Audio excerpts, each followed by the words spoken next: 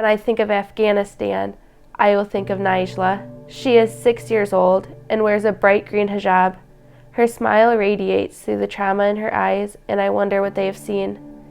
We were told many reasons why the children might separate themselves. A lot to do with class status or type of Muslim, but they didn't want to play with Najla because she smelled bad.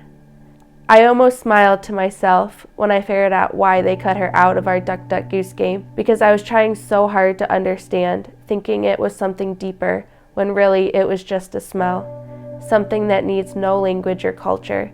Kids are kids, both here and in Afghanistan. The language barrier was not a barrier at all. It is amazing how much body language and gestures stretch across cultures. I stood up and sat next to Najla to show without words that we are all loved and welcomed. When I think of Afghanistan, I will think of Najla, who wrapped her arms around my neck and kissed my cheek, a universal love. When I think of Afghanistan, I will think of the 14-year-old girl whose English was quite good. And when I asked her what she missed most from home, she replied, my roller skates. A wish so simple in the face of so much trauma, I wonder if this in itself is a trauma response. She knows she can't bring back her best friend, her school, her home, but she has hope that maybe one day she can get her roller skates again. A small, realistic hope. When I think of Afghanistan, I will think of resilience. I will think of the girl's honesty as she tells me she is confused. She is angry, hurt, sad, and thankful all at the same time. She doesn't know what her future holds, but I pray it holds roller skates. When I think of Afghanistan, I will think of Lisa and her husband with their many kids running around them. I will think of how open and eager they were to make a friend. Her husband invited me to talk with her, saying he could translate. He told of how her sisters and parents are still in Afghanistan and knows that she is scared and lonely.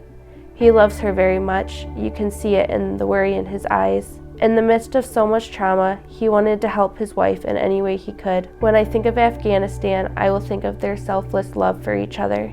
We talked, and I learned, and later I cried because bad things happen to good people. I cried for all of the families who were separated and whose safety is unknown. When I think of Afghanistan, I will pray for families to be reunited. When I think of Afghanistan, I will think of the small child who did not want to play games, but just wanted me to hold her. I taught her the English word for hug, and she said yes, hug, and would not let go. I will think of all the children who longed for hugs and fought for my hand, a complete stranger to them, but quickly a friend. When I think of Afghanistan, I will think of the embrace of small hands. When I think of Afghanistan, I will think of the mother, father, and their 4 children waiting at the airport at the same time as us. I going back to my comfortable home, my place of comfort. Them going to California, a place they have never been, with 4 small children, all their belongings on their back, and no knowledge of the language. With 4 small children, when do you get the chance to stop and process all the trauma? When I think of Afghanistan, I will think of new beginnings, and of their strength and how they should not have to be that strong. When I think of Afghanistan, I will no longer think of what I hear on the news. I will no longer think of some faraway place of destruction.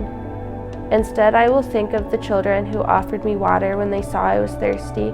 I will think of the children who wanted to share their snacks with me. I will think of generosity.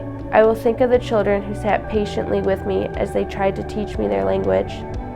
When I think of Afghanistan, I will think of love and hope. I will think of children holding my hand and welcoming me into their world. I will think of mothers allowing me to hear their stories and hold their children.